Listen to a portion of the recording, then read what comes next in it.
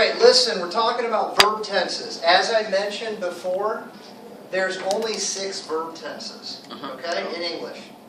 You have the simple present, you have the simple past, you have the simple future, you have the present perfect, you have the past perfect, and you have the future perfect.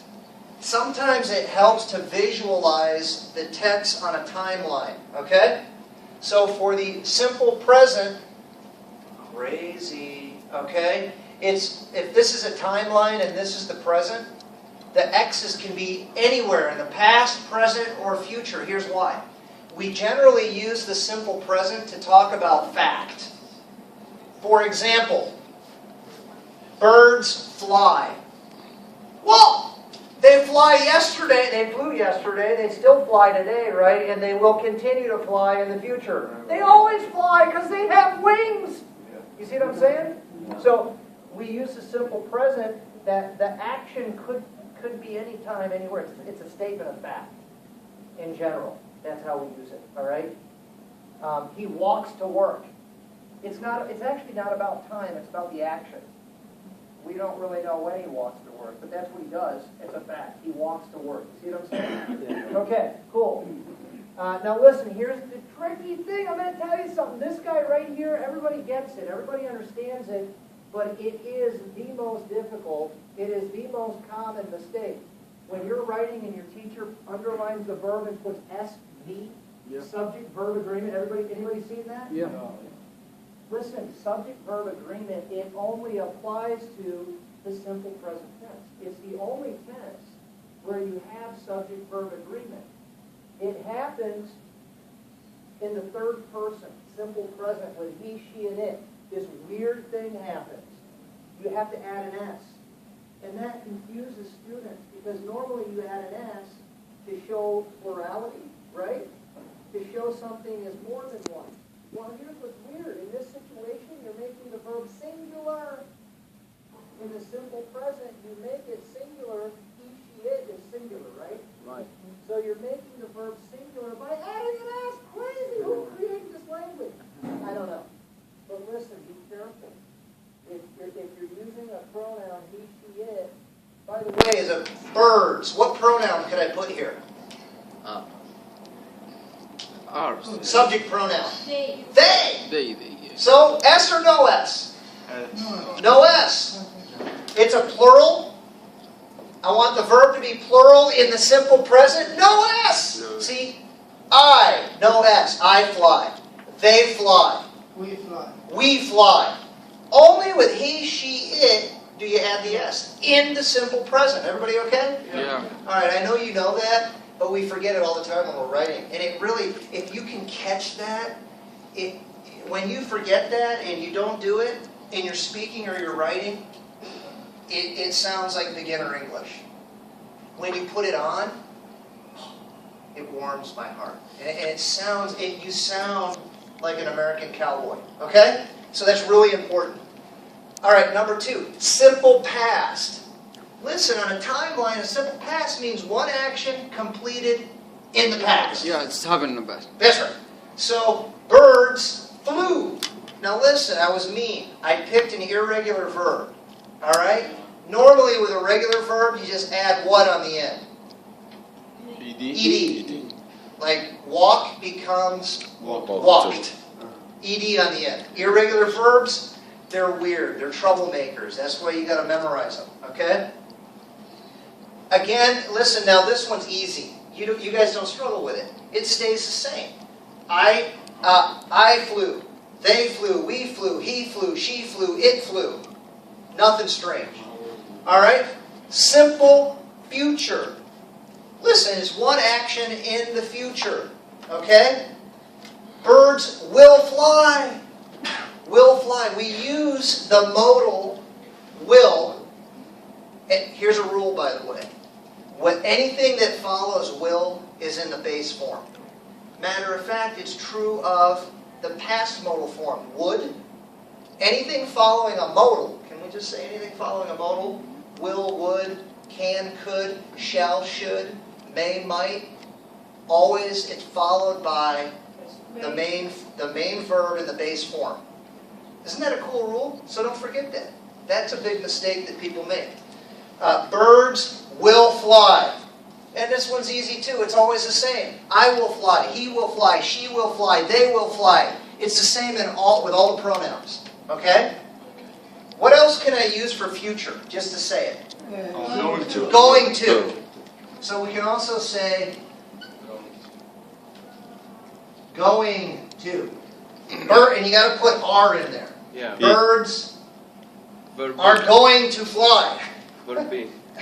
Tomorrow birds are going to fly. Anyway, are going to. Be going to. Okay? That's another way to do it. Now, is everybody, you guys got that, right? You good? You okay? All right, now, we're talking about the perfect tenses. All right, relax. They're not a big deal. With the perfect tenses, just think you always have to have a form of has in the perfect tense. It's always going to be a form of has, or whatever tense it is. You got to put it in the right tense, but perfect tense always uses a form of has, okay? Here's another rule. Never forget. Always, every time, after have, it's followed by a verb in what form? After Past participle. Every time. It doesn't matter. Yeah. Every time. The verb that follows have or has or had in any of the forms, it's always what? Past Past participle. participle. That's why I told you yesterday, you're going to be in trouble if you haven't been working on your irregular verbs, or any of your verbs for that matter.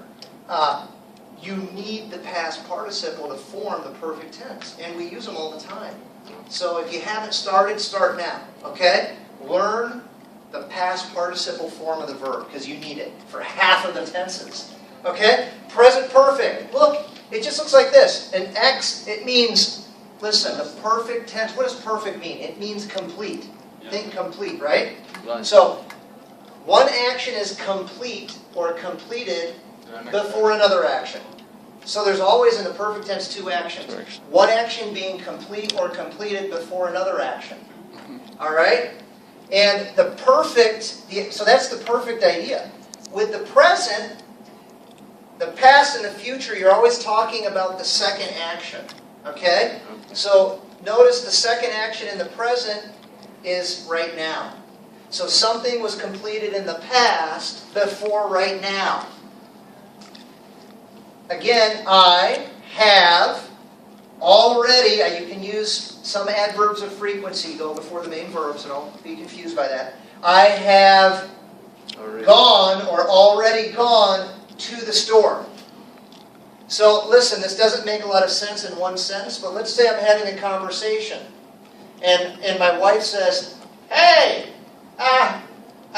did you get the milk? I have already gone to the store! And she's going to say, get back in the car again. So it means at some point in the past, I had already gone to the store before this conversation right now that I'm having with you. See what I'm saying? Okay? And I used have plus Past participle. past perfect.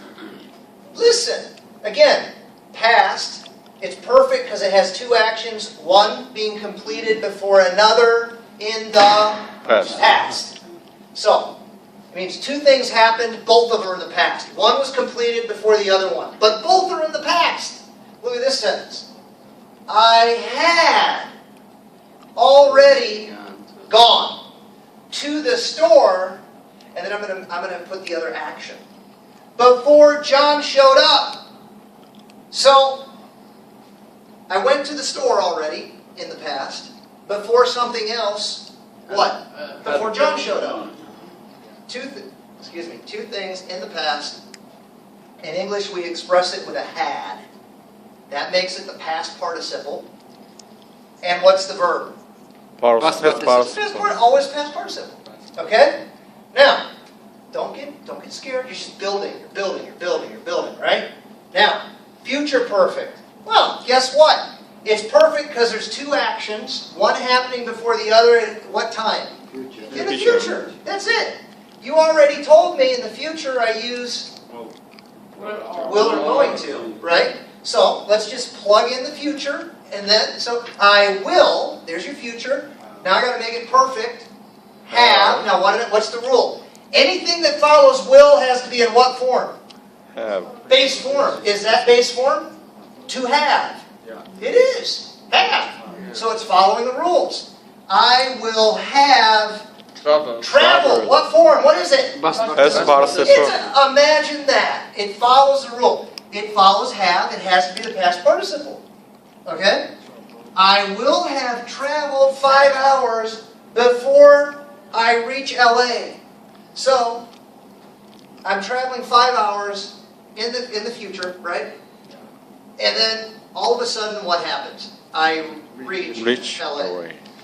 You okay? Yeah. Okay. Yeah, you can turn it off. Yeah. Can you repeat?